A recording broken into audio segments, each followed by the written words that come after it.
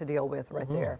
Okay, Kirsten, what do we have today? Beautiful day on tap? Yeah, another very nice one. It's going to be just a little bit warmer, but still very nice conditions and still below average for this time of year. Here's what it's looking like this morning. The temperatures are in the 50s out there. Again, this is like yesterday morning. We have calm winds, we have clear skies, and it may be cool enough again that the kids will want a light sweater as they're heading out to the bus stop this morning. Across the area, there are a few spots that are a little cooler, like Bartlesville and Coffeyville, and then even Tahlequah, about 45 this morning for you if you're waking up there.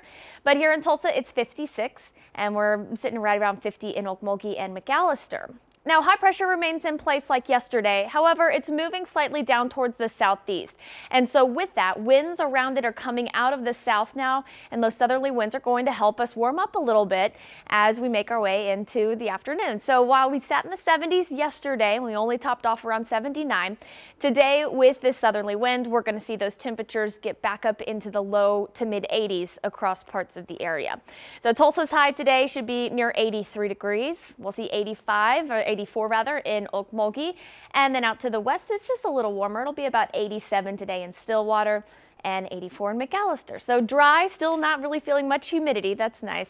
And again, we'll see lots of sunshine.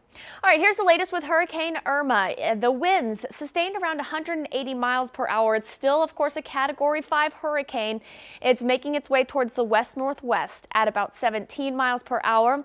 And over the next couple of days, it'll maintain that Category 5 strength until we head towards the weekend. Then it looks to weaken to a Category 4 right before it makes landfall. It looks like early Saturday morning. That's when it's going to be reaching the continental U.S. at least. And so now the latest tracks are actually taking it a little bit more to the east than previous. So it looks like it may skirt a little closer towards Miami potentially, and then go back into the water a bit before making a second landfall as either a Category 1 or Category 2 hurricane there near the Carolinas. So again, these updated models taking it a little bit more to the east. We'll keep watching this and of course expect this to change a bit every day up until the weekend. All right, for today back here at home, temps again are going to be in the 50s through around 9 a.m. As we head into that lunch hour, then we're going to be getting closer to about 77 degrees or so. And then later today, we'll see temps top off in the 80s. About 83 is our expected high this afternoon. Tomorrow, we're going to still be in the mid 80s, and that continues even through the weekend. And those overnight lows now are going to get a bit warmer each day. We'll be back up in the low 60s for those overnight lows as we head into Saturday and Sunday morning.